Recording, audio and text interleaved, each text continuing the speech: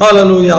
நம்முடைய பிதாவாகிய யாவே தேவனாலும் அவருடைய குமாரனும் நமது ஆண்டவருமாகிய யாஷோவா மெசியாவினாலும் நம்ம ஒருவருக்கும் கிருபையும் சமாதானமும் சத்தியத்தோடு கூட அன்பும் விளங்குவதாக.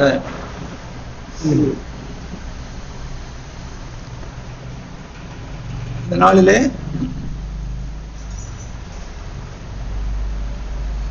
கொலோசியர் 1 அதிகாரம் 20வது வசனத்தை வாசிப்போம். கொலோசியர் 1 அதிகாரம் 20வது வசனம். பக்கம் 275. அவர் மரத்தில் சிந்தின இரத்தத்தினாலே சமாதானத்தை உண்டாக்கி பூலோகத்தில் உள்ளவைகள் பரலோகத்தில் உள்ளவைகள் யாவையும் அவர் மூலமாய் தமக்கு ஒப்புரவாக்கிக் கொள்ளவும் அவருக்கு பிரியமாயிற்று. தமிழ்ல எப்படி இருக்கு? இங்கிலீஷ்ல யாரும் வாசிங்க.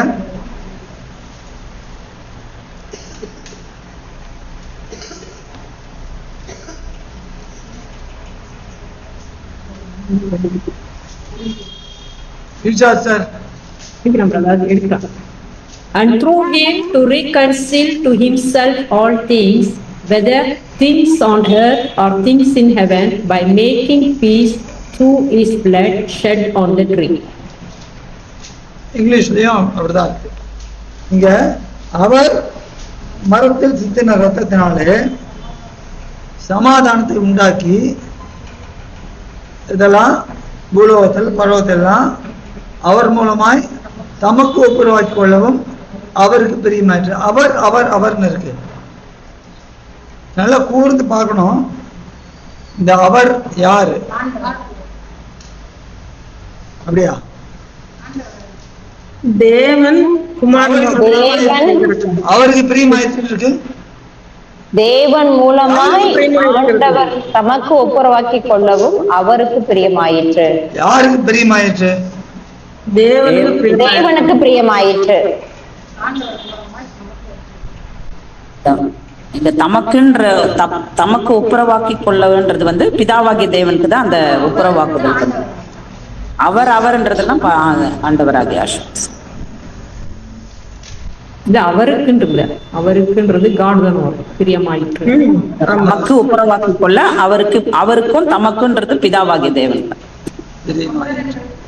நீங்க அந்த தமிழ்ல படிங்க பிரதர். அது பேர் சொல்லி ஒவ்வொருத்தையும் கிறிஸ்து இதான்னு.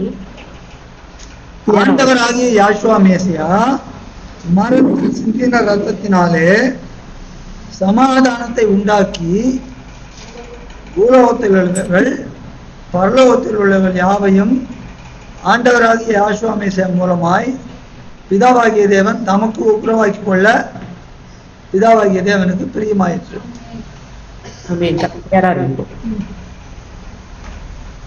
சரி, இது ஏன் இப்படிதான் செய்யணும்னு அவர் பிரியப்பட்டாரு?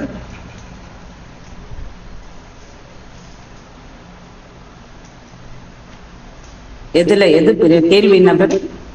இது ஏன் இப்படிதான் செய்யணும் அப்படி பிதாவாகிய தேவன் பிரியப்பட்டாரு? ஏன்னா அவரு குமாரன் தான் எல்லாத்துலயும் பெர்ஃபெக்ட். ஏன்னா அவரு நம்பின முதல் மனுஷன் ஒன்னும் இல்லாம போயிட்டான். அதனால இவரு எல்லாத்துலயும் இவர் எல்லாத்துக்கும் முந்தினவரா இருக்கிறபடினால இவரை கொண்டுதான் எல்லாத்தையும் உண்டாக்கினாரு. இவர் மூலமா தான் அந்த ரட்சிப்பு வரணும்ன்றதுக்காக அவர் வேற யாரும் இவருக்குள்ளதான் நமக்கு மன்னிப்பு, மீட்பு, விடுதலை எல்லாமே அவருக்குள்ளதானே வச்சிருக்கிறார் தேவன். கேள்வி புரியலையா? ஏன் பிதாவாகிய தேவனுக்கு இவர் மூலமாய் மாத்திரம் இல்ல, கேள்வி அது மாத்திரம் இல்ல, இவர் மூலமாய் மாத்திரம் இல்ல, ஏன் அது மரத்தில் தொங்கின சிந்தின ரத்தத்தினாலே அதெல்லாம் ஒப்புரவாக்கணும்னு பிரியமாயிற்று. நல்லா கவனிக்கணும். ஒரு கேள்வியில ஒரு பாகம் ஏன் இவர் மூலமாய், இன்னொன்னு ஏன் மரத்தில் சிந்தின ரத்தத்தினாலே. ரத்தம் தானே சிந்தனம், ரத்தம் தானே சிந்தனம். எங்க வேணா சிந்திருக்கலாம். மரத்தில் தூக்கப்பட்டவன் எவனும் சபிக்கப்பட்டவன். அது மரத்தில் தூக்கப்பட்ட ஏன் மரத்தில் தூக்கி போடணும்? நம்ம எல்லாரும் அது சாபமா தானே இருந்தது. அது ஆனா இந்த மரத்தின் இல்ல brother, மரத்தின் மூலம் தானே சாபமே வந்தது. ஆ? மரத்தின் ஆதி ஆகமத்துல இந்த கனியை சாப்பிட்டது நிமித்தமா தானே பிரதர். அது கனி மரத்துல இருந்தது எப்படி தெரியும்? செடியில கூட இருந்திருக்கலாமே. நம்ம அந்த மரத்தின் கனி மட்டும்தானே விளக்கப்பட்டதுன்னு சொன்னாரு. ஆ? அந்த அந்த மரத்தின் கனியை மட்டும்தான் புசிக்காது இருக்கணும்னு சொன்னாரு. அப்ப மற்ற மரம்லாம் இது என்ன மரம்? அந்த மரத்துல தான் தூக்கி போட்டாங்களா? இல்ல இல்ல, இல்ல. அந்த ரூட் அந்த லைன் எடுத்தனா அப்ப அந்த மரத்தோட இதுல தான் தூக்கி போட்டுருக்கணும். சர்ப்பம் கடிச்சவங்க எல்லாம் பிழைக்கணும்னு சொல்லி மோசேய வந்து வெண்கல சர்ப்பம் பண்ணுன்னு சொல்லுவார்ல பிரதர். அதுக்கும் இதுக்கும் சம்பந்தம் உண்டா? 2-3 பேர் தான் பார்ட்டிசிபேட் பண்றீங்க. மத்தவங்க பார்ட்டிசிபேட் பண்ண மாட்டேன். பிரதீப் அங்கிள் அவங்க இன்னும் வரல uncle. you can praise your God, you can participate. Uncle அந்த வசனத்தை நான் மிஸ் பண்ணிட்டேன். எந்த வசனம் தேடிட்டு இருக்கேன்? கொலோசியர் 1:20. எனக்கு ஆன்சர் தெரியல. ஈசா சிஸ்டர், மனுஷனை வந்து மரங்களா சொல்றாரே பிரதர். ஈசா சிஸ்டர் என்ன சொன்னீங்க? அதுக்கு முன்ன வார்த்தையில சொல்றாருல பிரதர், அவர் தான் எல்லாவற்றுக்கும் முந்தினவர், அவருக்குள் எல்லாம் நிலை நிற்கிறது. அவரை வச்சு அப்புறம் மரத்துல ஏன் செத்தாருன்னு தெரியல. சிஸ்டர்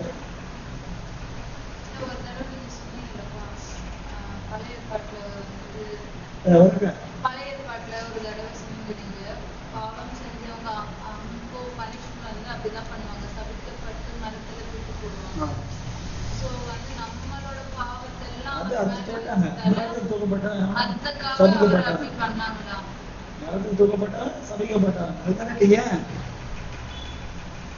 மரத்தில் தூக்கப்பட்டவன் சபிக்கப்பட்டான். ஏன்?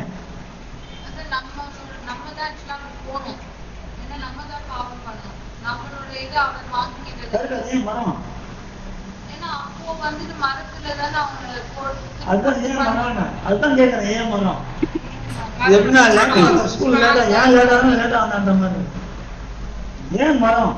ஜோதிஷ்டர்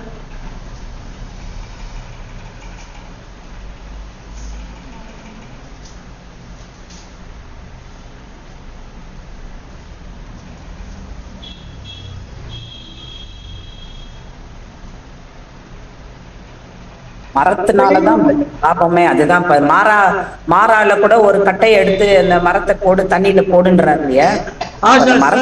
லைட்டா டச் பண்றீங்க அப்படி. ஆஷா சார் லைட்டா டச் பண்றாங்க. லைட்டா டச் தான் பண்றீங்க. அந்த சாபம் அந்த மரக்கட்டையை நீங்கிச்சு. இந்த ஜீவ தண்ணீர் போகும் இடமெல்லாம் யாவும் ஆரோக்கியப்பட்டு பிழைக்கும்னு சொல்லி இருக்கதே. அது பிழைக்கும் மச்சங்கள்.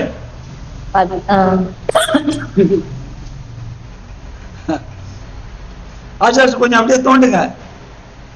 அதான் ஆவியானவர் தான் கேக்குறேன்.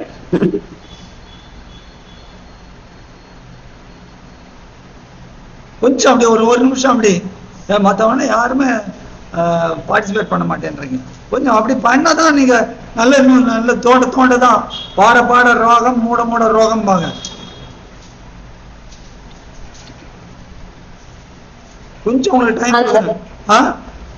மரத்தை தூக்கி போட்டதுனால அந்த தண்ணீர் கசப்பு மதுரமாய் மாறுகிறது போல, அது போல யாஸ்வமேசியாவை மரத்தில் தூக்கி போடுகிறது நிமித்தம் நம்முடைய பாவங்கள் எல்லாம் பிழைக்கப்படுகிறது.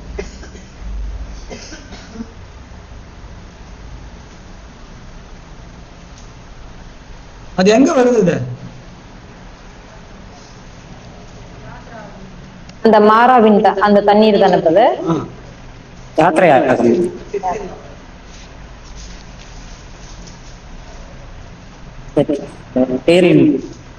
பேரிச்சம்பழம் கிட்ட வருவாங்க. ஒரு மரத்தை காண்பித்தார் தானே வருது.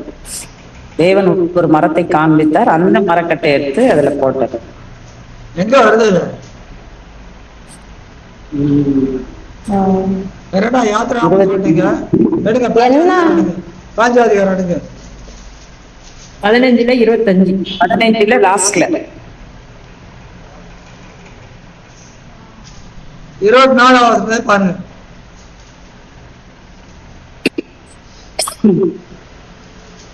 24 இருந்தா பிரதர், 24ல இருந்தே பார்க்கணும். அது 23ல இருந்தே பாருங்க. பக்கம் 89. அவர்கள் மாராவிலே வந்தபோது மாராவின் தண்ணீர் கசப்பாய் இருந்ததினால் அதை குடிக்க அவர்களுக்கு கூடாதிருந்தது. அதனால் அவ்விடத்துக்கு மாரா என்று பெயரிடப்பட்டது. அப்பொழுது ஜனங்கள் மோசேக்கு விரோதமாய் முறுமுறுத்து என்னத்தை குடிப்போம் என்றார்கள். மோசே யாவே தேவனை நோக்கி, கொஞ்சம் இருங்க, 24 வரைக்கும் வாசிங்கல்ல. இது என்ன சூழ்நிலை பாக்குறப்ப இப்ப 22வது வாசிங்க. பின்பு மோசே இஸ்ராயேல் ஜனங்களை சிவந்த சமுத்திரத்திலிருந்து பிரயாணப்படுத்தினான். அவர்கள் சூர் வனாந்தரத்திற்கு புறப்பட்டு போய் 3 நாள் வனாந்தரத்தில் தண்ணீர் கிடையாமல் நடந்தார்கள். சரி பாருங்க, இப்ப எங்க இந்த வெளியே வந்தாங்க? எகிப்திலிருந்து. சிவந்த சமுத்திரம், சிவந்த சமுத்திரம் வெளியே வராங்க. சிவந்த சமுத்திரத்துல என்ன நடந்தது? ஞானஸ்தானம்.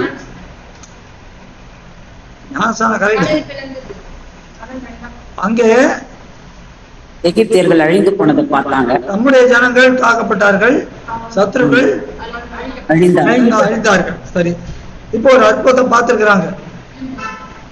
இங்கேருந்து எங்க வராங்க? வனாந்தரத்துக்கு வராங்க. முதல்ல சமுத்திரம் முழுக்க ஒரே தண்ணி. அப்ப தண்ணி இருக்கிற நிலவரத்துல அப்படியே எப்படி வராங்க? தண்ணி இல்லாத ஒரு நிலவரத்துக்கு வராங்க. வனாந்தரம் எரேமியா 2:5 பாருங்க. 2:5.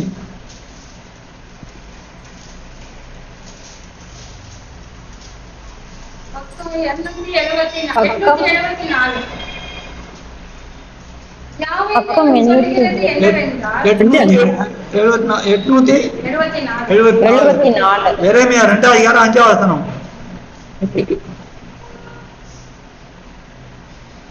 யாவே தேவன் சொல்லுகிறது என்னவென்றால், எங்களை எகிப்து தேசத்திலிருந்து வர பண்ணினவரும் அவாந்தர வெளியும் பள்ளங்களும் உள்ள தேசமும் வறட்சியும் மரண இருளும் உள்ள தேசமும் ஒருவனும் கடவாமலும் ஒரு மனுஷனும் குடியிராமலும் இருக்கிற தேசமுமான வனாந்தரத்தில் எங்களை நடத்தினவருமாகிய யாவே தேவன் எங்கே என்று உங்கள் பிதாக்கள் கேளாமல். பாருங்க, அந்த வந்து எப்படி அப்படியே கம்பேர் பண்ணி பாருங்க.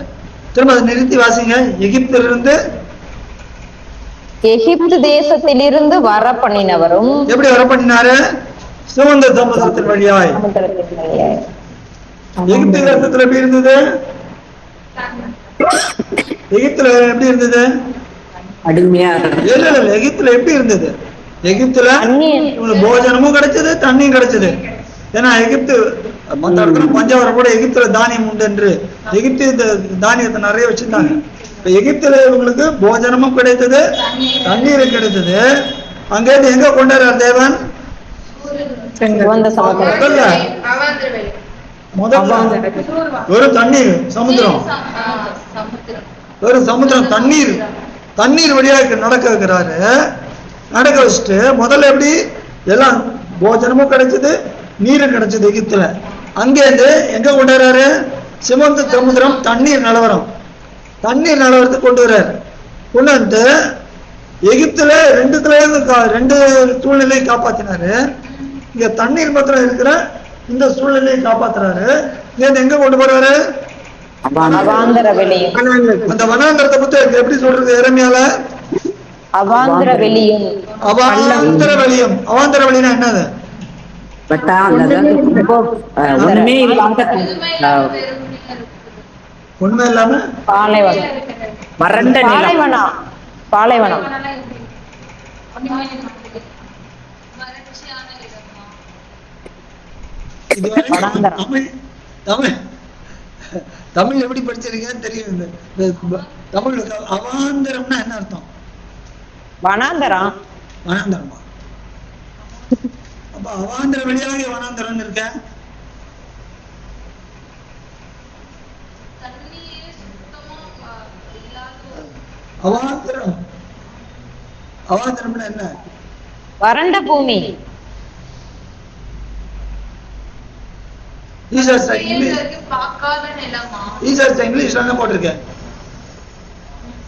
எடுக்கணும் Deserts and rich, land of drought and darkness, land where no travels and no one lives.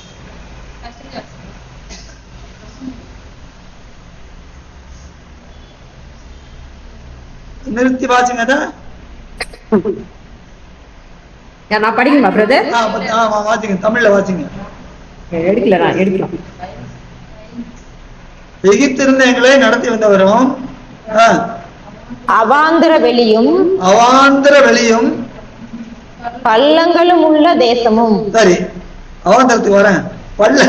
பள்ளங்களும் உள்ள தேசமும் வறட்சியும் வறட்சியும் மரண இருளும் உள்ள தேசமும். மரண இருளும் உள்ள தேசம். சரி, இப்ப அவாந்தரத்தை உங்களுக்கு சொன்னாதான் புரியும். அவாந்தரம் என்றால்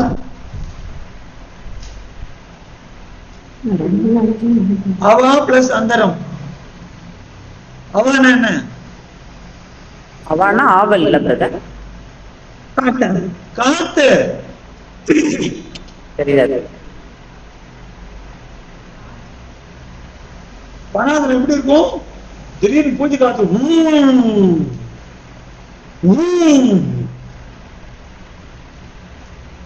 அதான் அவாந்தரம்.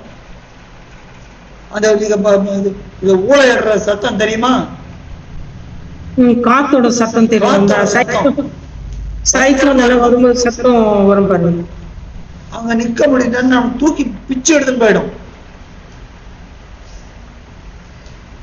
கேள்விப்பட்டிருக்கீங்களா யாரானோ?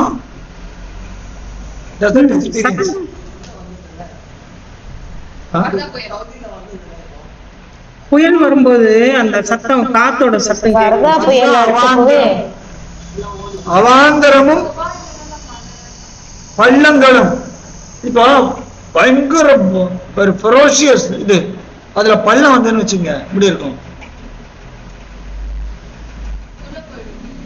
ஆழமா இருக்கு. வந்து தாக்கி இன்னும் வேகமா வந்து தாக்கி இன்னும் தூக்கி போடும். பள்ளங்களும் அடுத்தது வறட்சியும். வறட்சின்றது என்ன அர்த்தம்? எப்படி? தண்ணி இல்லாம பஞ்சம். தண்ணி, சாப்பாடு எதுவுமே இருக்காது. வறட்சின்றதுக்கு முக்கியமா என்னன்னா வெடிப்பு.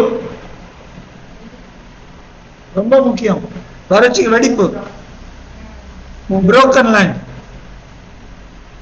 வறட்சியும் அதுக்கப்புறம் மரண மரண இருளும் உள்ள தேசமும். மரண இருளும். அது என்ன மரண இருளும் உள்ள தேசமும்? அந்நியர்கள் இருக்கிற தேசம். மரண இருளும் உள்ள தேசம் அப்படின்னா என்ன அர்த்தம்? ஒண்ணுமே இந்த இடத்துல எதுவுமே அந்த பிரோஜனமே இல்லாத ஒரு இடம். மரண இருள்னா என்ன அர்த்தம்? மரண மரண பார அந்தகாரம் உள்ள. பாதாளமா பிரதர்? பாதாளமா? மரண இருள். ஜீவன் செத்து போறோம்னா அந்த ஒரு பயம், அந்த இருள் தானே. மரணம் வர்றப்ப ஒரு இருள்னா என்னன்னு தெரியாது. அதாவது அடுத்த செகண்ட் என்ன நடக்கும் தெரியாது. ஒரு பயம். அப்போ ஒரு காத்து, பயங்கர வல்லமையான காத்து, பள்ளம், விளந்த எல்லாம் பிளவுபட்ட இடம். அதுல ஒரே இருட்டா இருக்கு. இப்படி இருந்தா எப்படி இருக்கும்? இந்த நிலவரம் தான் வனாந்தரம். ஏன்னா நீங்க யாத்திராமத்தி எரேமியா கம்பேர் பண்ணி பார்த்தா அதோட விளக்கம் புரியும் நமக்கு. ஒரு மனுஷனும் கடவாம இருக்கிற இடம்னு சொல்லப்பட்டு முடியவே முடியாது அந்த இடம். ஒரு மனுஷனும் கடவாத இருக்கிற இடத்துல 6,50,000 எவ்வளவு 3550 500 நீங்க நிறுத்துறீங்க. ஐநூத்தி டக்குன்னு வர வேண்டாமா? இவ்வளவு பேர் நடத்தின்னு போயிருக்காருன்னா தேவன், அப்ப எவ்வளவு மகத்துவமான தேவன் பாருங்க. அப்போ இந்த வழியாய் இவர்களை கொண்டு போய் இங்கே தண்ணீர் கிடையாமல் இருக்கிற இடத்துல இவங்க என்ன பண்றாங்க, நடக்கிறப்ப அங்கேருந்து மாராவுக்கு வராங்க, சூர்ல இருந்து மாராவுக்கு வராங்க. மாராவுல வந்த உடனே அங்க என்ன இருக்குது, தண்ணி கசப்பாயிடும். அப்ப முதல்ல என்னது, முதல்ல என்ன வரும், தண்ணியும் முதல்ல எல்லாமே எல்லாம் இருக்கிற இடம், அப்புறம் தண்ணி, அங்க இருந்து வெறும் தண்ணி, அதுக்கப்புறம் வனாந்தரம், அதுக்கப்புறம் தண்ணி, மறுபடியும் கசப்பான தண்ணி. இதுதான் தேவன் நடத்துகிற வழி. தேவன் நம்மளை நடத்துறப்ப இதெல்லாம் வரும். 2 தீமோத்தேயு 3:12 பாருங்க. தேவ பக்தியாய் நடத்துறவர். 3:12 293 293 பக்கம். தேவ பக்தியாய் நடத்துறவர்கள் துன்பப்படுவார். அன்றியும் யாஷுவா மேசியாவுக்கு தேவ பக்தியாய் நடக்க மனதாய் இருக்கிற யாவரும் துன்பப்படுவார்கள். அப்போ தேவன் நம்மளை நடத்துறப்ப எப்படிலாம் ஆயுஷம் பாருங்க அவங்கள. ஆனால் அவங்களுக்கு என்னாச்சு, அவர்கள் வஸ்திரம் பழையதாய் போகவில்லை, செருப்பு வார அருந்து போகவில்லை. வானத்திலிருந்து தூதரின் அப்பம். என்ன மகத்துவமான தேவன் பாருங்க, வல்லமையான தேவன், அன்பான தேவன். ஆனா நடத்தின் போறது கடினம் தான், நமக்கு கடினம். ஆனா அவருக்கு கடினம் இல்லை. நமக்கு அது கடினமா தோணும், அவருக்கு ஒருபோதும் கடினம் இல்லை. லேசான காரியம் லேசான காரியம். அப்ப இங்கேருந்து ஒரு கசப்பான தண்ணீர் இடத்துக்கு போறார். அங்க போறப்ப ஜனங்க என்ன ஆரம்பிச்சாங்க, முறுமுறுக்கிறாங்க. ஐயோ எங்களுக்கு ஈச்சல் எல்லாம் இருந்தது, அங்க என்னென்னலாம் இருந்தது,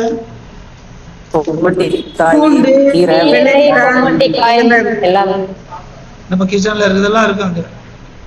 ஆனா இங்க ஒண்ணுமே இல்லையே, மீன் எல்லாமே மீன் அவங்க கேக்குறாங்க. மீன்ல காய்கறி எல்லாம் போடுவாங்க. இல்லம்மா, எகிப்துல நாங்க இதெல்லாம் சாப்பிட்டோம்னா திரளான தேவன் நம்மை மேலான ஒரு நிலவரத்துக்கு வாக்குத்தத்தத்துக்கு கொண்டு போறாருன்னா நம்மகிட்ட இருக்கிறதெல்லாம் உறிஞ்சிடுவார். அப்படி உறிஞ்சதுன்னா எப்படி, உரி எழுதுனா கழட்டுறது. ஏன் அது கழட்டுறாரு, ஏன் கழட்டுறாரு, அந்த நீதி கிடையாது. நல்லால் என் சுயபலன் ஏது, என்னால முடியாது, அது உணரணும். அவர் 2 பேரையும் சார்ந்து இருக்கணும், பிதாவையும் குமாரனையும். என் நீதி அல்ல, உங்க நீதிதான். அப்போ இந்த நிலவரத்துல இருந்து அங்க போறப்ப கசப்பான தண்ணீர். கசப்பான தண்ணீரை பார்த்த உடனே, முருங்க இருக்கிற உடனே தேவன் என்ன பண்றாரு, ஒரு மரத்தை மோசைக்கு காண்பிக்கிறார். அந்த மரத்தை போட்ட உடனே, அந்த மரத்தை எங்க போடுறாங்க, தண்ணியில போட்ட உடனே அது என்ன ஆயிடுறது, இப்ப இதுக்கும் மரத்தில் செஞ்ச ரத்தத்துக்கும் என்ன சம்மதம் பிரதர்? ஆசாஸ்திர ஒரு பாயிண்ட் அப்படி ஒரு ஸ்ட்ரா எடுத்து கொடுத்தாங்க, அவ்வளவுதான். அவங்க எப்படி எடுத்து கொடுத்தாங்க, அந்த ஆவியானோட ஏவுதனால இருக்கும் நான் விசுவாசிக்கிறேன். இப்ப சொல்லுங்க, என்ன கனெக்ஷன் இருக்கும்? பரிசுத்தாவி வருவாங்க. ஜலம் வந்து பரிசுத்தாவிக்கு ஒப்பா இருக்கு இல்லையா, அவர் ரத்தத்தை சிந்தினதுக்கு அப்புறம் அவர் மரணத்துக்கு அப்புறம் நமக்கு பரிசுத்தம் வரும், நமக்கு ஜீவன் இதெல்லாம் வரும் இல்லையா? பாவ மன்னிப்பு, ரட்சணியம், மீட்பு, அதுவா? ஆதியிலே தேவன் மனுக்குலத்தை உண்டாக்கினப்ப அழகான ஒரு தோட்டத்திலே அவனை கொண்டு வந்து வைத்தார். அதான் அவங்க சிந்தர் பாட்டில என்னது, நந்தவனத்தில் ஒரு ஆண்டி, தெரியும்ல, அந்த நந்தவனம் தான் ஏழு தோட்டம். நந்தவனத்தில் ஒரு ஆண்டி அவன் 4 மாதமாய் குயவனை வேண்டி கொண்டு வந்தான் தோண்டி, அதை கூத்தாடி கூத்தாடி போட்டு உடைத்தாண்டி நந்தவனத்தில் ஒரு ஆண்டி.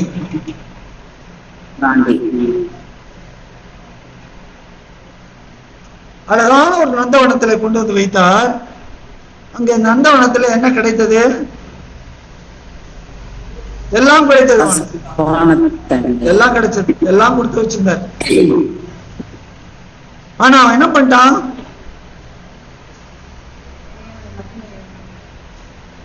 குயவனை வேண்டி ஒரு தோண்டி அது என்ன பண்ணா, கூத்தாடி கூத்தாடி போட்டு உடைத்தாண்டி. தேவன் கொடுத்த ஒரு பாத்திரத்தை அல்லது ஒரு கட்டளையை அவன் என்ன பண்ணிட்டான்? கூத்தாடுறத எப்ப, ஏன் கூத்தாடுவான்? எப்ப கூத்தாடுவான் மனுஷன்? வெறிய வந்துச்சுன்னா கூத்தாடுவான். மதிமயக்கம். அப்போ இது என்ன ஆயிடுறது? நல்ல நிலவரத்துல இருக்கிறப்ப அந்த நிலவரத்துல கண்டினியூ பண்றதுக்கு பதிலா என்ன பண்ணிட்டான்? பாவம் செய்கிறான். அதனால அவன் அங்கே என்ன பண்ணிட்டாரு? வெளியே தள்ளிட்டாரு. எகிப்துல எல்லாம் கிடைச்சது இவங்களுக்கு. ஆனால் என்ன பண்ணாங்க எகிப்துல? இல்ல, விக்கிரகத்துக்கெல்லாம் இது பண்ணிருந்தாங்க. எப்படி தெரியும்? எப்படி தெரியும்? எசேக்கியேல் கூட சொல்றாரு, தேவன் எகிப்துல எல்லாம் நீங்க பண்ணீங்கன்னு சொல்லிட்டு. எசேக்கியேல் 20 அதிகாரம் 8வது பாருங்க.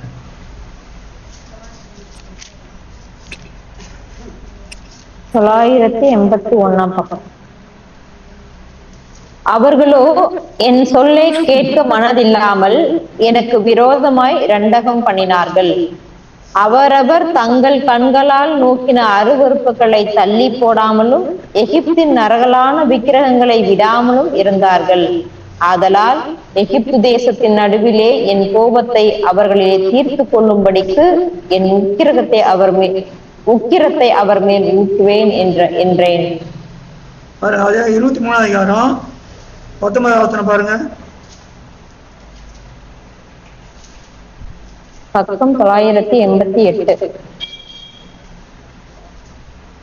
அவள் எகிப்து தேசத்திலே வேசித்தனம் பண்ணின தன் வாலிபத்தின் நாட்களை நினைத்து தன் வேசித்தனங்களின் அதிகரித்து போனாள். அப்ப எகிப்திலேயே நல்ல அந்த எல்லாம் கிடைக்கிற இடத்துலயே என்ன பண்ணிட்டா? பூசித்து குடித்து தன்னை உண்டாக்கின தேவனை மறந்துட்டாங்க. தேவனுடைய கட்டளைகள் அது அது யார் சொல்றப்பல?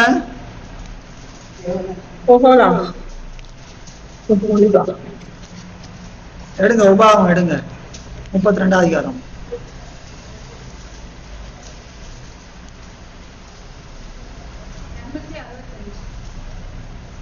உபாகம் 32 அதிகாரம் 15வது பாருங்க. 15, 16. பக்கம் 265. யசுரன் கொழுத்து போய் உதைத்தான். கொழுத்து சூடித்து நிலம் துணின போது தன்னை உண்டாக்கின தேவனை விட்டு தன் ரட்சிப்பின் கண்மலையை அசட்டை பண்ணினான். அந்நிய தேவர்களால் அவருக்கு எரிச்சலை மூட்டினார்கள். அருவருப்பானவைகளினால் அவரை கோபப்படுத்தினார்கள். அதனால தேவன் என்ன பண்றாரு? வெளியே கொண்டாரு. புரியுதா? நல்ல இது வரைக்கும் புரியுதா? புரியுது. வெளியே கொண்டாந்து எப்படி கொண்டாரு? முதல்ல தண்ணியில, வெறும் தண்ணி மாத்திரம். அந்த தண்ணி குடிக்க முடியுமா? சமுதிர தண்ணிய குடிக்க முடியாது. வெளியே நடத்துறாரு. ஆனா நடத்துறப்போ என்ன பண்றாரு? தன்னுடைய ஜனங்களுக்கு சத்ருவா இருக்கிறவங்கள முறியடிக்கிறார். ஒரே தண்ணி இவங்களுக்கு மதிலா இருக்குது, அவங்களுக்கு என்ன இருக்குது? கண்ணியா அவங்களுக்கு கண்ணியா கண்ணி. அழகா சொன்னாங்க. இவங்களுக்கு தண்ணி, அவங்களுக்கு கண்ணி. வெளில கொண்டாரு. வெளில எங்க கொண்டாரு? தண்ணியே இல்லாத ஒரு தேவன் மாத்தி மாத்தி அழிச்சுட்டு போறாரு. ஏன்? என்னென்ன சூழ்நிலையிலாம் நீ நடக்கணும் தேவனுக்கு தெரியும். ஒண்ணு மாத்திரம் நீ மறக்காத, எந்த சூழ்நிலை இருந்தாலும் நான் உன்னோட இருக்கிறேன். என் சமூகத்தின் தூதனோட உன்னோடு செல்வார். எங்க இருந்தாலும் சரி. அப்ப இது படியா ஆச்சு போய் இன்னொரு இடத்துக்கு போறாரு. அங்க என்ன? மாறா. அங்க என்னது? திடீர்னு தண்ணி. திடீர்னு தண்ணியை பார்த்தோன்னே என்ன பண்ணிருப்பாங்க? வேகமா ஓடி போய் குடிச்சு பார்த்தா எப்படி? கசப்பான தண்ணி. அது எப்படி இருந்திருக்கும்? இன்னும் கடுப்பு ஜாஸ்தியா இருந்திருக்கும். நல்ல இடத்துல இருந்து ஆச்சு வந்து இந்த மாதிரிலாம் பண்ணிட்டு தேவன் திடீர்னு நடத்துறேன். அதான் மூர்த்தியை பார்த்தோறேன் தேவன் நடத்துறேன். எங்க பாலத்து ஓடி தேசம் கொடுத்தீங்க, சும்மா இந்த வனாந்திரத்துல வந்து எங்களை சாவடிக்கிறீங்களே, அவங்களாம் முறுமுறுத்தாங்க. நீங்க தண்ணியை பார்த்தோடனே வேகமா ஓடி வந்துட்டு தண்ணி உடனே முறுமுறுக்க ஆரம்பிச்சிடறாங்க. அப்பதான் தேவன் என்ன பண்றாரு? ஒரு மரத்தை காண்பித்தார். அது என்ன மரம்னு போடல, ஒரு மரத்தை காண்பித்தார். அந்த மரத்தை வெட்டி அந்த கசப்புல போட்ட உடனே அது என்ன ஆயிடுறது? மதுரமாய் மாறிவிடுகிறது. இந்த தண்ணீரானது, இந்த கசப்பான தண்ணீரானது தேவனது எதுக்கு ஒப்பனையா இருக்குதுன்னா, நல்ல தண்ணீர் எதற்கு ஒப்பனை? பரிசுத்தாவி. கசப்பான தண்ணீர் ஜனங்களை மோசம் போக்குகிற ஆவிகள். இந்த தண்ணியை பார்த்த உடனே அவங்க என்ன ஓடி இருப்பாங்க, தண்ணியை பார்த்தோன்னே ஓடி இருப்பாங்க. ஆனா தண்ணி அவங்கள மோசம் போக்குச்சு, அவங்களை தப்பா. நம்ம இப்போ அத்தி மரத்தை பார்த்து சபிக்கிறார் ஆண்டவர். அது எல்லாருக்கும் தெரியும் இல்லையா? அத்தி மரத்தை பார்த்து ஏன் சபிக்கிறாரு? தண்ணி இல்லைன்னு. கனி கொடுக்கலாம் அவனை சபிச்சிருந்தா இல்ல, அவருக்கு பசி பசி உண்டானதுனால. பசி உண்டானது அது அவருக்கு பசி. மரத்துக்கு என்ன தெரியும்? இந்த கதையா இருக்க. இப்ப உங்களுக்கு பசியா இருக்கு, ஹோட்டலுக்கு போறீங்க, ஹோட்டல்ல எனக்கு பொங்கல் வேணுங்க, பொங்கல் இல்லாம போடா சமைச்சிருவீங்களா?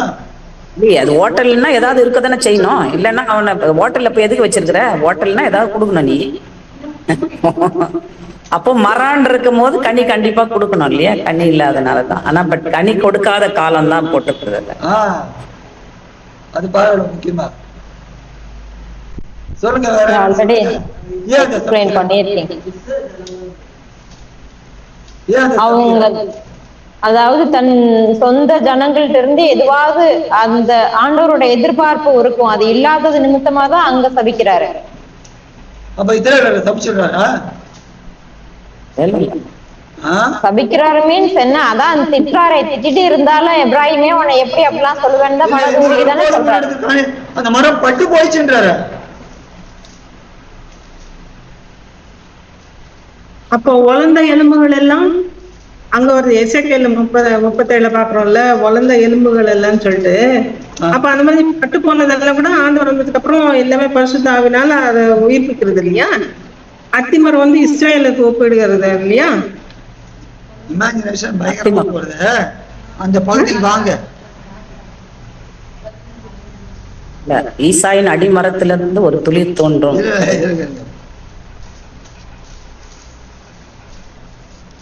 இது வெட்டி போடு, இது வேறு அடிமரம் இருக்கு, இதுல இருந்து துளிர் போடு.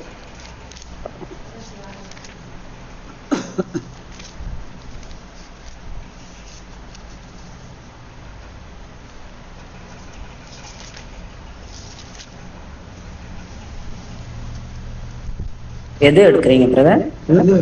அத்திமரம். மார்க் 11.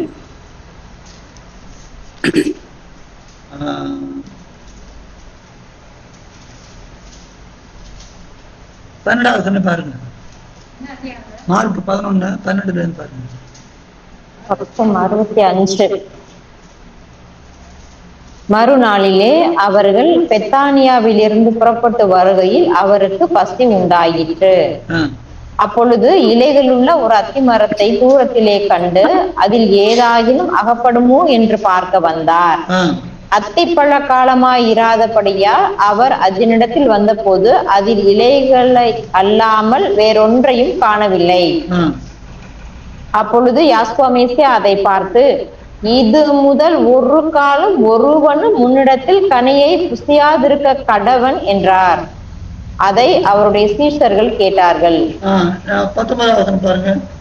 19 சாயங்காலமான போது அவர் நகரத்திலிருந்து புறப்பட்டு போனார். மறுநாள் காலையிலே அவர்கள் அவ்வழியாய் போகும்போது அந்த அத்தி மரம் வேரோடே பட்டு போயிருக்கிறதை கண்டார்கள். பேதுரு நினைவு கூர்ந்து அவரை நோக்கி, ரபி, இதோ நீர் சபித்த அத்திமரம் பட்டு போயிற்று என்றான். வாசிச்சீங்களா? பார்த்து கேட்டீங்களா? இதுல என்ன புரிஞ்சுது? நல்லா கூர்ந்து கவனிச்சிருந்தீங்கன்னா புரிஞ்சுருக்கும்.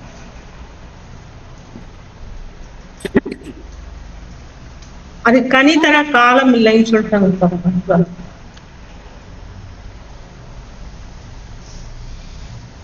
சீக்கிரம் வேற யாரு?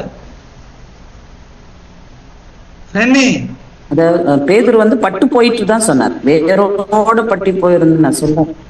ஆமா இருக்கு, வேரோட இருக்கு. 20வது வருஷம் பாருங்க.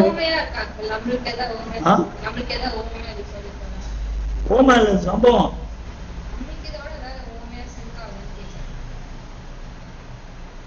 அதாவது மேசியா பாடுபட அந்த நாட்கள் சமீபமா இருக்க இல்லையாவது இஸ்ரேல் மக்கள்கிட்ட ஏதாவது அந்த எதிர்பார்ப்பு இது.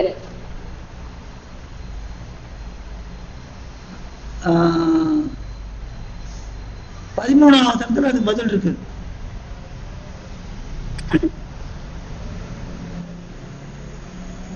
இலையுள்ள ஒரு மரத்துக்கு இலையுள்ள ஒரு மரமா இருந்தது.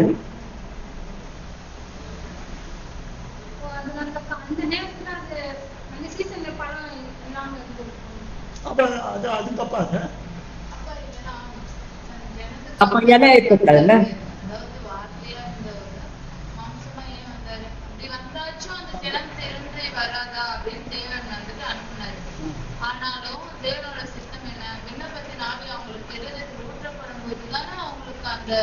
தேவனை பத்தி மேசியாவை பத்தி அவங்களுக்கு அந்த உணர்வுல இருதயத்தோட அவங்கள தேடுவாங்க அந்த ஜனம்.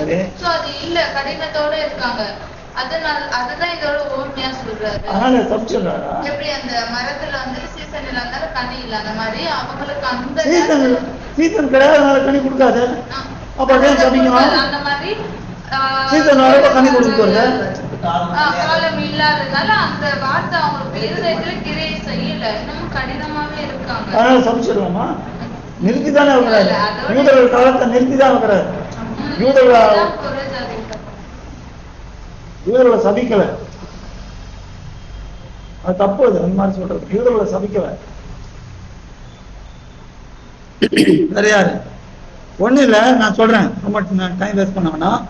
அங்கே அவர் அதனிடத்தில் வந்தபோது அதில் இலைகளை இல்லாமல் வேறொன்றையும் காணவில்லை. அத்தி மரத்தோட ஒரு முக்கியமான அம்சம் என்னன்னா, அது கனி கொடுக்கிறப்ப அப்பதான் இலையும் இருக்கும். இலைய காமிச்சிட்டு கனி இல்லை. இலைய கனி கொடுக்கிறப்ப இலையும் இருக்கும் அதுல. ஆனா இந்த மரம் என்ன பண்றது? வெறும் இலைய மட்டும் காமிக்குது. தூரத்துல இருந்து பாக்குறவங்க இலை இருக்குதா, டே கிட்ட போனா கனி கிடைக்கும். அப்ப கிட்ட வந்த உடனே எப்படி அப்படி இங்க வா இருக்க, நான் உன தரேன் தரேன் தரேன் கை தர வெறும் கையை காமிச்சா எப்படி இருக்கும்? குழந்தைக்கு எப்படி இருக்கும்? புரியுதா? பழம் இருக்கிற சீசன் இல்லாம இருக்கலாம், ஆனா பழம் இலை இருக்கிறப்ப பழம் இருக்கும். இலை இருந்துடக்கூடாது, அப்படியே பூந்துருக்கும். அப்போ இஸ்ரவேல் மக்கள் வந்து ஆம், இலை இலை அதாவது அந்த தேவன் அனுப்பின அந்த மீட்பை, அந்த ரட்சிப்பை அவங்க பற்றி கொள்ளாம இருக்கிறதுனால அவங்களால அது கனி கொடுக்க முடியாம இருந்தா பிரதர். இல்ல இல்ல இல்ல அவங்க நாங்க இல்ல இல்ல அவங்க என்ன பண்ணிருக்காங்க, சதுசேயர் பரிசேயர்கள் எப்படி தேவ பக்தியின் வேஷத்தை தரித்திருக்கிறார்கள், அதன் பலனை மறுதளிக்கிறார்கள். சுயநீதியை தேடிட்டு தேவனுடைய இதை தேடல. அந்த பலனை மறுதளிக்கிறார்கள். இதான் கடைசி காலத்துல சபையில நடக்கிறது. தீமோத்தேயு எழுதுறப்ப சொல்றாரு, 2 தீமோத்தேயு 3 பாத்தீங்கன்னா 5 சொல்றோம், தேவ பக்தியின் வேஷத்தை தரித்து அதன் பலனை மறுதளிக்கிறார்கள். அப்போ இதுதான் அங்க மாறாவிலே சம்பவித்தது. மாறாவிலே என்ன பாக்குறாங்க, மாறால தண்ணீர் ஓடி வராங்க. ஐயோ வனாந்தரத்துல தண்ணி இல்லையே, அலைஞ்சு 3 நாள் தண்ணி இல்லாம கஷ்டப்பட்டேன்னு சொல்லி திடீர்னு தண்ணியை பாக்குறாங்க. தண்ணியை பார்த்த உடனே வேகமா ஓடி வந்து தண்ணியை மூடி சாப்பிட்றப்ப கசப்பா இருக்குது. அது எப்படி இருக்கும், அது இலையுடைய ஒரு அத்தி மரத்தை கண்டு அதனால் அது என்ன இண்டிகேஷன் கொடுத்து சிக்னல், இதோட கனி இருக்குது வாங்கோ. கிட்ட வந்தப்ப இல்ல, மாறாவிலே தான் இருந்தது. தண்ணியை காமிச்சாப்புல, ஆனா அது குடிக்கக்கூடிய தண்ணியா இல்லை. ஆனா தண்ணி இருந்தது. அது எதை காட்டுகிறது,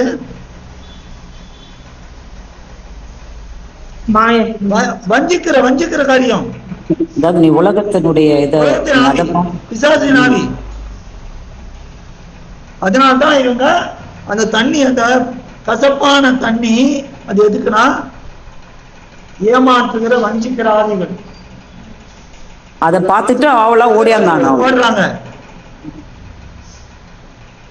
ஆனால் தேவன் என்ன பண்றாரு, அந்த மரத்தை வெட்டி அந்த தண்ணீரை போடு.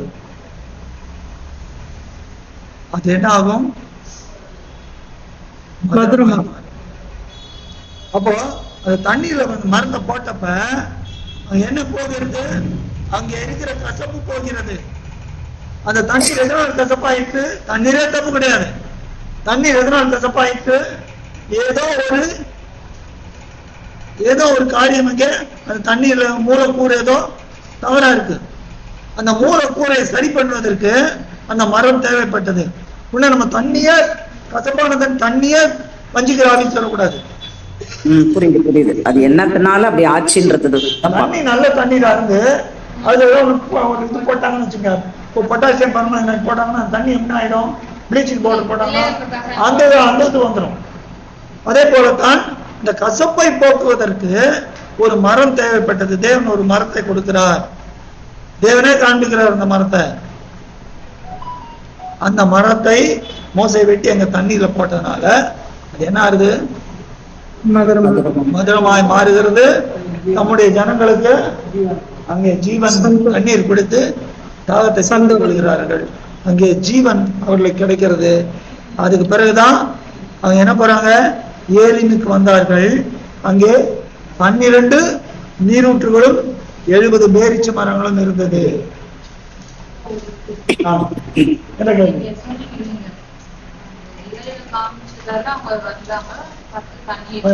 எல்லாரும் தெரியணும். மரத்துல இருக்குனாவே ஓகே கனி இருக்குன்னு சொல்லிட்டுதான் வந்தாரு. பட் ஆனா அவங்க கனி இல்லைன்னு ஏமாத்துறதாலதானே இது பண்ணாரு. அவர் ஏமாறல, இல்ல அவரை ஏமாத்துறது மாதிரி இருக்குன்னு. சோ அப்போ அத வந்துட்டு இதோட நீங்க ஒப்பிட்டு சொன்னீங்க இந்த மாறாது. அது ஓகே. அந்த சபிக்கிறாரு மரத்து அது வந்து கனிதான் சபிக்கிறாரு. அது எதுக்கு வந்தாரா, அப்ப வேஷதாரிகளா இராதேங்க. அப்படி இருக்கிறவங்களுக்கு சாபம். வேஷதாரிகள் அதான் தேவபக்தி வேஷத்தை தரித்து பாதிச்சுங்க. 2 தீமோத்தேயு 3 பாருங்க.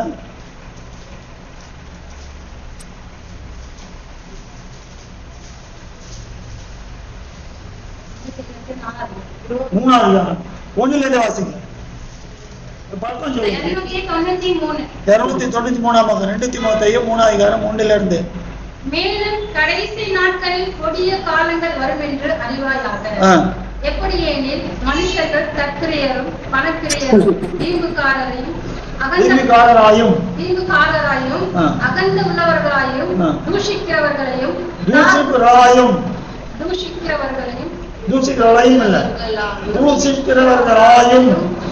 தாய் தகப்பன்மார் கீழ்ப்படியாதவர்களாயும் நன்றி அறியாதவர்களாயும் இல்லாதவர்களாயும் பாவம் அன்பில்லாதவர்களாயும் இணங்காதவர்களாயும் அவதூறு செய்கிறவர்களாயும் இச்சை அடக்கம் இல்லாதவர்களாயும் கொடுமை உள்ளவர்களாயும் நல்லோரை பகைக்கிறவர்களாயும்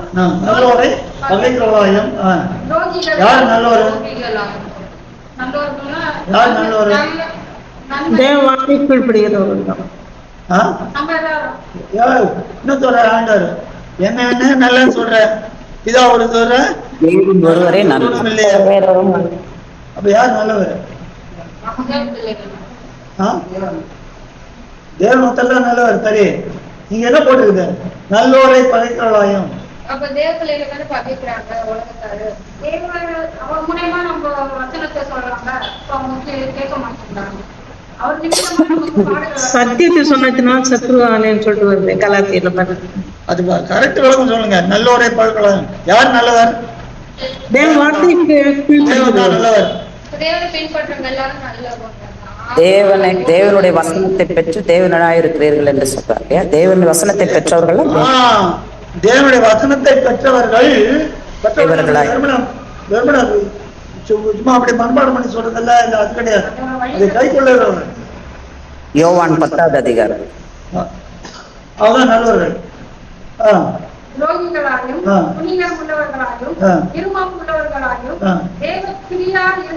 தேவப்பிரியராயிராமல் சுகபோக பிரியராயும் கரித்து அதன் பலனை மறுக்கலாய் இருக்கிறாய். இப்படிப்பட்டவர்களை விட்டு நீ விலகு. அப்போ கனி கொடுக்கிறவர் போல வேஷம் எந்த அந்த வேஷம் என்னது? இலை. இலைதான் வேஷம். உள்ள வந்தா கனி கிடையாது. அங்க மாறா தண்ணி இருந்தது ஆனா கசப்பு, ஏதோ ஒரு காரியத்துல கசப்பா இருக்கு. அந்த கசப்பை போக்குவதற்கு தேவனே ஒரு மரத்தை காண்பிக்கிறார். அந்த மரத்தை மோசம் எடுத்து போட்டதுனால அந்த கசப்பு போய்விடுகிறது. அந்த மரம் என்ன? ஆண்டவர் தான். இந்த கசப்பு போய் இனிப்பா மாறினோம்னா அங்க என்ன நடக்குது?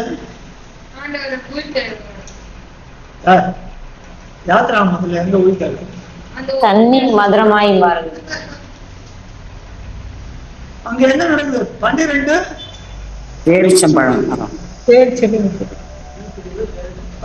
நீரூற்றுகளும் 12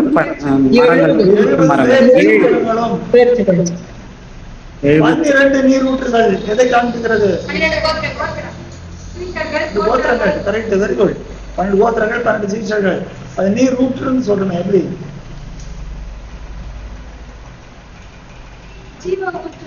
ஜீவ ஊற்று யாரு? பிதா.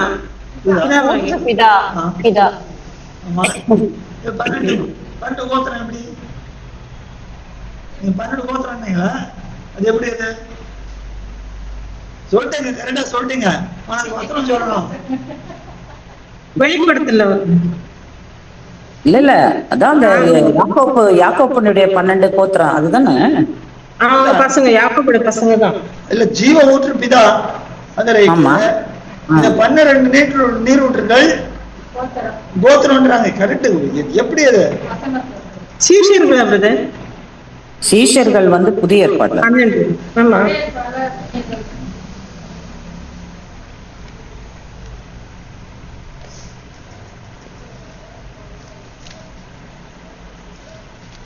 எல்லாருக்கும் 1 ராஜாக்கள்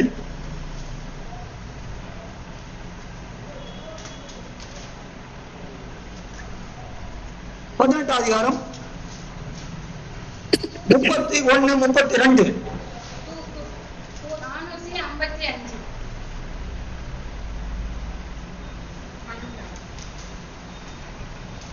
வாசிங்க. 31, 32. ஆமா. பக்கம் 455.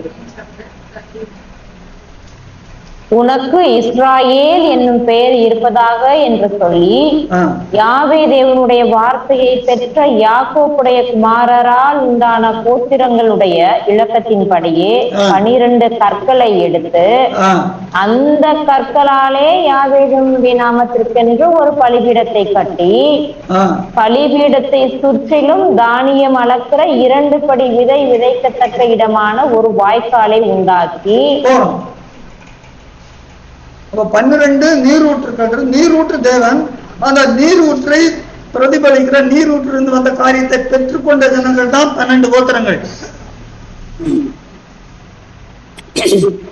அப்போஸ்தலனாகிய சொல்றாரு, நம்முடைய முன்னோர்கள் 12 கோத்திரக்காரன் இதுக்காகவே இரவு பகலும் வேண்டுறாங்க.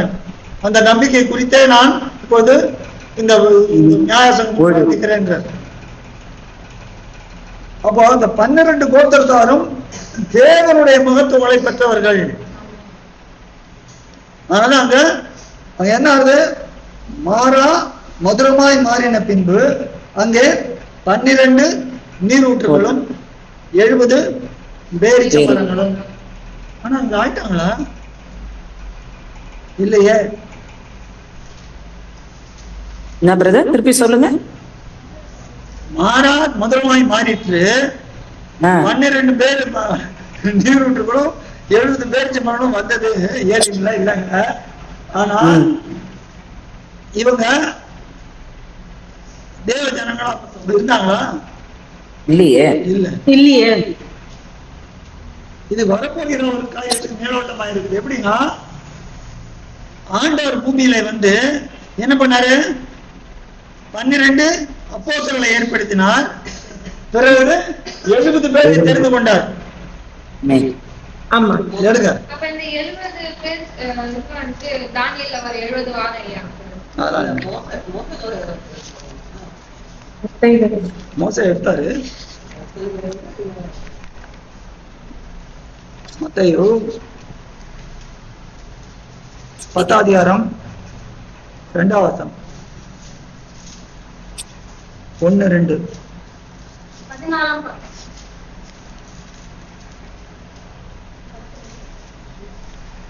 அதே மாதிரி 70 பேர்.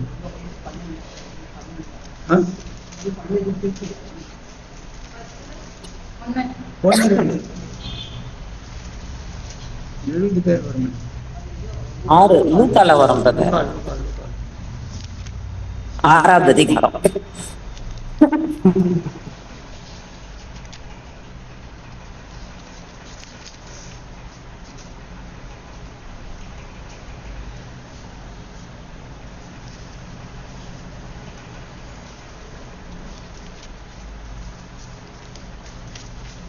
வாசிங்க. மத்தேயு 10:1-2.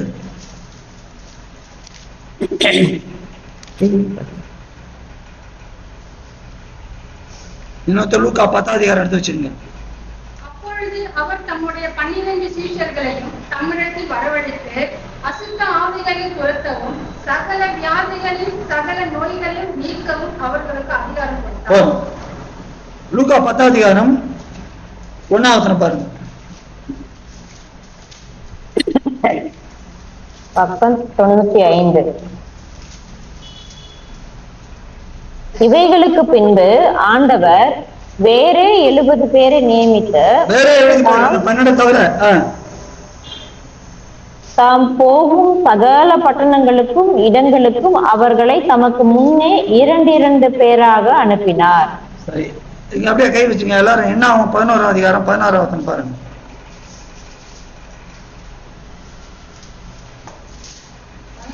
11-16.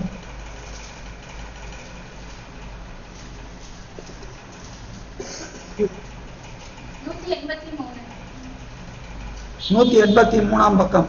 என்னாகும்? 11ஆம் அதிகாரம் 16ஆம் வசனம். அப்பொழுது யாவே தேவன் மோசேயை நோக்கி, இஸ்ராயேல் ஜனங்களுக்கு மூப்பரும் தலைவருமானவர்கள் இன்னார் என்று நீ அறிந்திருக்கிறாயே, அந்த மூப்பரில் 70 பேரை கூட்டி அவர்களை ஆசாரிப்பு கூடாரத்தின் அங்கே உன்னோட கூட வந்து நிற்கும்படி செய்.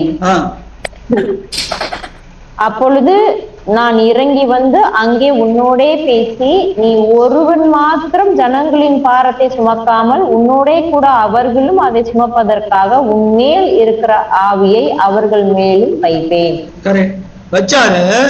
உன் மேல் இருக்கிற ஆவியை அவர்கள் மேல் வைப்பேன்னாரு.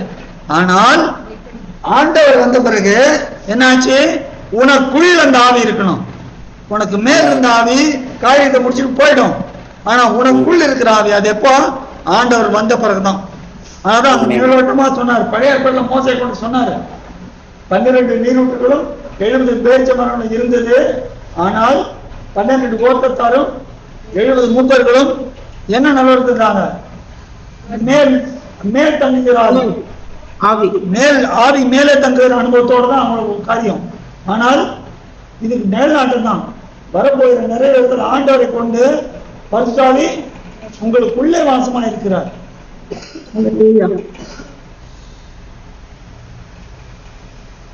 அப்போ அங்க 12 நீரூற்றுகளும் 70 பேரிச்ச மரங்களும் அங்கே போயிடுங்க யாத்ராமத்துக்கு.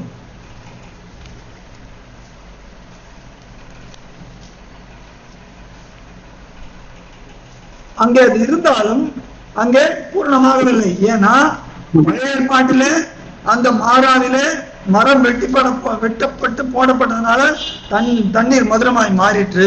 ஆனால் மனிதனுடைய வாழ்க்கை இன்னும் எப்படி இருக்குது? அதே மாறாவா தான் இருக்குது.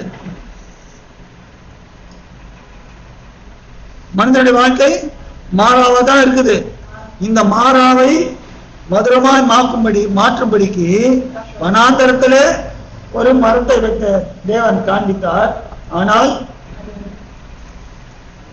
மனுஷனுடைய வாழ்க்கை மகிமையாய் மாற்றப்படும்படிக்கு இந்த மரத்தை தேவன் காட்டினார். அதனால்தான் அந்த மரத்திலே அவர் சிந்தின இரத்தத்தினாலே தேவனுக்கு பிரியமாய் தமக்கு ஒப்புரவாக்கி கொள்ளும்படிக்கு அவருக்கு பிரியமாயிற்று. பிரியமானவர்களே, எல்லாரும் புரிஞ்சுதா? புரிஞ்சுது. ஜஸ்ட் ஒரு ஸ்ட்ரா எடுத்தாங்க. அப்போ இங்கே மாறாவை மதுரமாக்குகிறது, அது வனாந்தரத்தின் அனுபவம். ஆனால் இங்கே கசப்பான வாழ்க்கை, பாவமான வாழ்க்கை பரிசுத்தமான வாழ்க்கையை மாத்துறது. அது என்ன அனுபவம்? அது என்ன அனுபவம்? அது வனாந்தரத்தின் அனுபவம். இது என்ன அனுபவம்? இது என்ன அனுபவம்? பரலோகத்தின் அனுபவம். பரலோகத்தின் அனுபவம் அந்த சாயல தான் பூமியில அனுபவம் இருக்கிறோம். உன்னதங்களில் அவரோடு கூட உட்காரவும் செய்தார்னு இருக்குல்ல, அது வனாந்தர அனுபவம். வனாந்தரத்துல என்ன இருந்திருக்கும்? கட்டி அப்படி மரண பயம் உள்ள இருள் சூழ்ந்த இடம். ஆனால் இங்கே ஜீவன், பிரகாசிக்கிற ஜீவன், அந்த வனாந்தர அனுபவம் அது. ஆனால் இங்கே நமக்கு ஆண்டவர் வந்ததுனால நமக்கு ஜீவன் மலர்ந்தது. நம் 12 சீஷர்களும் 70 மூப்பர்களும் இவங்களை வச்சுதான் சபை உருவாக்கப்பட்டது. அந்த சபை இன்னும் இருக்குது. அந்த சபை தான் கிடைச்சி, அந்த சபை இன்னும் இருக்குது. அந்த சபைனா அதே சபை இல்ல. அந்த சபையில் இருந்த சாராம்சங்களை யார் யாரெல்லாம் பிடிச்சிட்டு இருக்கிறாங்களோ, அந்த உபதேசங்களை யார் யாரெல்லாம் பிடிச்சிட்டு இருக்கிறாங்களோ, அந்த சபைதான் ரகசிய வருகையிலே எடுக்கப்பட போகிறது. அந்த சபை எப்படி இருந்ததா? மேசியாவின் உபதேசத்திலே நிலைத்திருந்தது. அந்த மேசியாவின் உபதேசத்துல நிலைத்திருக்கிற சபையை தான் தேவன் என்ன பண்ண போறாரு? மதுரமாய் மாக்கி. நம்ம மதுரமா மாறுறப்ப தேவனுக்கு எப்படி என்ன ஆயிடுது? நமக்கு ஒப்புரவாக்கி கொள்ள அவருக்கு பிரியமாயிற்று.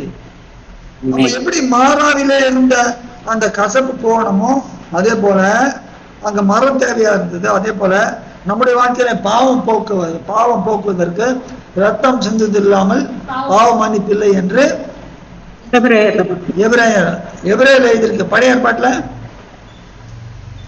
என்ன மதத்துல உபாகம், லேவியராகமம் லேவியில வருது. லேவியர் 17:11 17:14. ஒரு ஒரு கேள்வி பிரதர். ஆ, இப்பொழுது அவர் இருக்கிற வண்ணமாகவே நாம் இந்த பூமியில இருக்கிறோம்னு போட்டிருக்கு. அது என்ன? எங்க 1 யோவான் அவர் இருக்கிற வண்ணமாகவே. வர இந்த முடிச்சிடலாம். 17:11.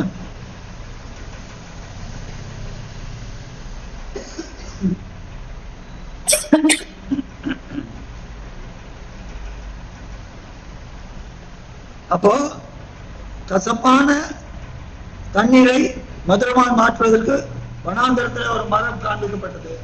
பாவமான வாழ்க்கையை பரிசுத்தமான வாழ்க்கையாக்கும்படிக்கு ஒரு மரம் தேவைப்பட்டது.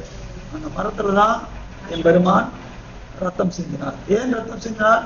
ரத்தம் சிந்தில்லாமல் பாவம் மன்னிப்பு கிடையாது. எபிரேயர் 9:22. அப்போ இதனால்தான் தமக்கு ஒப்புரவாக்கி கொள்ள அவருக்கு பிரியமாயிற்று. எல்லாரும் நல்லா தெளிவா இருக்கா? அந்த வாழ்க்கையில் கூட மாறாவா இருந்த வாழ்க்கை மதுரமாய் மாற்றுகிறார். யார் மாற்றுறாரு? ஆண்டவர். சரி, ஆச்சாரியர் என்ன கேட்டீங்க? அவர் இருக்கிற வண்ணமாகவே நாம் இங்க இருக்கிறோம், பூமியில இருக்கிறோம். யோவான் 1:4 1 யோவான் 4 அதிகாரம் 4:17. அவர் இருக்கிற பிரகாரமாகவே நாம் இவ்வுலகில் இருக்கிறோம். 1 யோவான் 4:18. 4:17.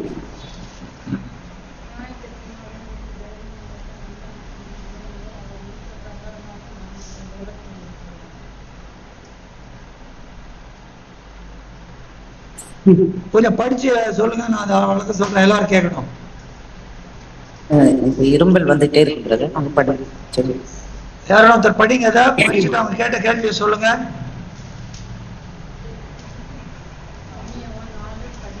ஒண்ணு யோவான் 4:17 வாசிங்க யாரும் ஒருத்தர்.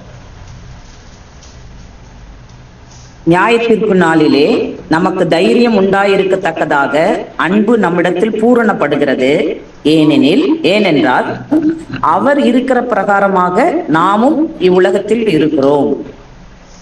இது ஆசிரியர் கேக்குறாங்க, இது என்ன அர்த்தம் அப்படின்ட்டு. அதானே சிஸ்டர்? ஆமா ஆமா. ஏன்னா நம்மள இன்னும் பரிசுத்தப்படுத்தி அவருக்கு தமக்கு ஏற்புடையவர்களாக அவர் மாற்றுறது பிதாவுக்கு விருப்பமா இருக்குதுன்னு சொல்றாரு. ஆனா இப்போ நம்ம அவர் இருக்கிற பிரகாரமாகவே நாம் இருக்கிறோம்னு போட்டிருக்குது. இல்ல, கொலைசீனை இதை கனெக்ட் பண்ணி கேக்குறீங்களா? ஆமா ஆமா, அதான் கேக்குறேன். கொலைசீல சொன்னது என்ன? பிரியமா அவர் தான் சிந்திக்காருல, சாதாரண யாரெல்லாம் இருக்காங்களோ அவங்களாம் பிரியமா ஆறாங்க. அதுதான். அப்ப இல்ல பிரதர், அவர் இருக்கிற பிரகாரமாகவே நாமும் இந்த உலகத்தில் இருக்கிறோம் அப்படின்னு இருக்குது. அது என்னத்துக்கு? எந்த பரிசுத்தத்திலையா, சாயல் இல்லையா? அன்புல போட்டுக்க. அன்பு நம்மிடத்தில் பூர்ணப்படுகிறது. அப்ப பூர்ணப்பட்டாதான் நம்ம நினைக்கிறோம்ல ஷிப்பா. அன்பு தான் தேவனுடைய அன்பு நமக்குள்ள வந்துருச்சு. அது வந்துட்டுதான். ஏனென்றால் அவர் இருக்கிற பிரகாரமாக நாமும் இவ்வுலகத்தில் இருக்கிறோம். அவர் எப்படி இருந்தாரு? அன்பாக இருந்தாரு. தேவனுக்கு எல்லாம் கீழ்ப்படிஞ்சிருந்தாரு. அங்க என்ன சொல்றாரு யோவான்? நியாயத்துக்கு நாள நமக்கு வெட்கப்பட மாட்டோம், தைரியம் உண்டாக்கத்தக்கதாக அன்பு நம்மில் பூரணப்படுகிறது. அப்போ அந்த நாள்ல நம்ம பூரண நிலைமை நிற்கணும்னா அவர் எப்படி இருந்தாரோ அது போல நம்ம இருக்க முடியும், இருந்தாகணும். ஆனா இருக்கிறோம் போட்டுட்டாரு. இருக்கிறோம்ன்றது நான் அதுக்காக கேக்குறேன். அவன் கேக்குறது கரெக்ட். இருக்கிறோம் அப்படின்னு கரெக்ட். உன்னதங்களில் அவரோட கூட உட்காரம் செய்தார். ஆமா, அதான் சொல்றாங்க. இப்ப அவரும் இல்ல நம்ம அது எப்படி என்னுடைய ஒவ்வொரு செயல்களிலும் ஆவிக்குரிய வாழ்க்கையில நான் அவரோடு கூட இருக்கிறேன், அப்படி உட்கார்ந்து இருக்கிறேன் அப்படின்றதுதான். அதே போல இது அந்த மாதிரி தான் இதையும் மீன் எடுக்கணுமான்னு கேக்குறேன். எபேசியர் 2 நீதிமான் எழுதல முடிந்தாலும் திரும்ப எழுதுவான்றது. அப்போ நமக்கு என்ன, நம்ம இன்னும் தைரியம் உண்டாகிறதுக்காக அந்த வார்த்தை, இந்த தைரியம். சரீரத்துல நமக்கு மாம்சத்தினால மாம்ச வீக்னஸ்னால சிலர் தவறிடுறோம்.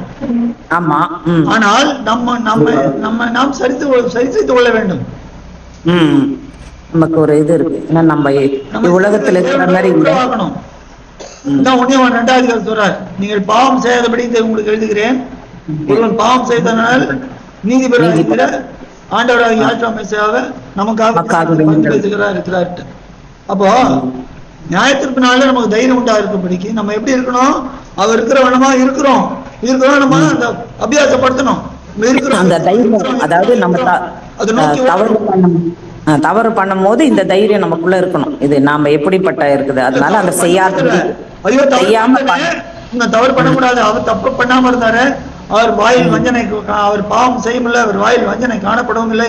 ஆனா என்கிட்ட இவ்வளவு இருக்கு, நான் பேசுறப்பெல்லாம் மத்தவங்களுக்கு தப்பா பேசுறேன் போய் சொல்றேன். ஐயோ, நான் நாளையில இருந்து இல்லை, இன்னிலேருந்து நான் இனிமேல் அப்படி செய்ய மாட்டேன். பிரதிஜை எடுப்போம். எடுத்துட்டு ஒரு அரை மணி நேரத்துல பார்த்தா அங்கே ஒருத்தர் வருவாங்க. அவங்கள பத்தி ஏதாவது சொல்லுவாங்க. சொன்னா ரொம்ப ரொம்ப ருசிச்சு சொல்ல ஆரம்பிச்சிடும். பேதுரு தானே பண்ணாரு, ஆண்டவரே காவலும் சாவிலும் உண்மை பின்பற்றி வர நான் தயார். சூழல் ஓடுறாரு, ஆனா விழுந்தார். எப்படி இருக்கணும்? தேவ பயத்தோடு உங்கள் ரட்சிப்பு நிறைவேற்ற பிரயாசப்படுங்கன்றது. நம்ம தேவனே இன்னும் இன்னும் இன்னும் இன்னும் எனக்கு போராது, என்ன பரிசுத்தம் ஆக்கின்னு இல்லைங்க, ஆனா இது போராது, இன்னும் பரிசுத்தமாகணும், இன்னும் பரிசுத்தமாகணும், இதுல குறைபாடுகள் நிறைய இருக்கிறது, நான் அவரை போல இருக்கணும், அவரை போல இருக்கணும், அந்த வாஞ்சி இருந்துகிட்டே இருக்கணும். நிறைய நம்ம என்ன பண்றோம்? கோவப்படுறோம், மற்றவங்களை திட்டுறோம், சண்டை போடுறோம். நானே செய்யணும். ஆனா நம்ம என்ன பண்றோம்? ஒப்புரவாகணும், தேவன் மன்னிப்பு கேட்கணும். பலவீனம், நம்ம பலவீனம் தாக்குறது, அதுக்கு நம்ம இடம் கொடுத்துடக்கூடாது. இது கண்டினியூஸ் ப்ராசஸ். அப்போ ஆனா அந்த நமக்கு என்ன உணர்வு இருக்கணும்? நம்ம ஆண்டவர் போல இருக்கிறோம், ஆண்டவர் போல இருக்கிறோம். அது அந்த அந்த சிந்தை இருந்துட்டே இருந்ததுன்னா ஒரு அளவில் போற மாதிரி. இப்போ நீங்க நிறைய பேர் வாழ்க்கையில் பாருங்களேன், சின்ன வயசுல இருந்து நீ என்னடா ஆகணும், நான் இன்ஜினியர் ஆகணும், சின்ன வைரம் ஊரு கட்டிடும், எப்படியாவது அது படிச்சு இன்ஜினியர் ஆகிடும். சின்ன வயசுல இருந்தே தைரியம் பண்ணுவாங்க. சில பேர் நான் பாஸ்டர் ஆகணும். ஒருத்தர் கேட்டேன், என்னடா பாஸ்டர் ஆனா? பாஸ்டர் நம்ம நல்ல பென்ஸ் கார்ல போகலாம், பென்ஸ் கார்ல போனா நிறைய காணிக்கை கிடைக்கும். ஏன்டா? சின்ன பையன் கேட்டாங்க. அப்போ சின்ன வயசுல இருந்தே ஒரு நோக்கம். இப்ப நமக்கு சின்ன வயசுல என்ன நோக்கம் இருக்கணும்? ஆண்டவரை போல ஆகணும். அதுக்கு பெற்றோர்கள் சொல்லிக் கொடுக்கணும். பெற்றோர்கள் சொல்லிக் கொடுத்தா பெற்றோர்கள் என்ன பண்ணணும்? அவங்க பைபிள் படிக்கணும். முதல்ல பசங்க பைபிள் படிக்கிறாங்களா பார்க்கணும். பசங்க பைபிள் படிக்கிறதுனா சோறு போடக்கூடாது, சாப்பாடு கொடுக்கக்கூடாது, சிக்ஷை தான். மோசே சொன்ன காரியத்தை இஸ்ரவேலர் கை கொள்ளாதனால அவங்க மேசியா மாம்சத்துல வந்த போது கண்டுகொள்ள முடியல. வேதத்தை அந்நிய காரியமாக எண்ணினார்கள். நீ வேதத்தை மறந்தால் நான் உன் பிள்ளைகளை மறப்பேன். நீ வேதத்தை மறக்காமல் வேதத்தை பற்றிக் கொள்வார்கள், நான் உன் பிள்ளைகளை கைவிட மாட்டேன். அப்போ நம்ம எப்பவும் அந்த சிந்தை இருக்கு, ஆண்டவர் போல இருக்கிற, ஆண்டவர் போல இருக்கிற அது இருக்கிற சொல்றப்ப நம்ம ஏதாவது தப்பு பண்ணா உடனே உள்விடணும்னு சொல்லுவோம். ஐயோ நீ இருக்கிறேன்னு சொல்றியா, அது பண்ணிட்டே மன்னிப்பு கேளு, மன்னிப்பு கேளு, ஒப்புரவாகும். இந்த சிந்தை இருந்துட்டே இருக்கணும். அதுதான் அதனுடைய அர்த்தம். Okay, thank you brother. வேற கேள்வி உண்டா?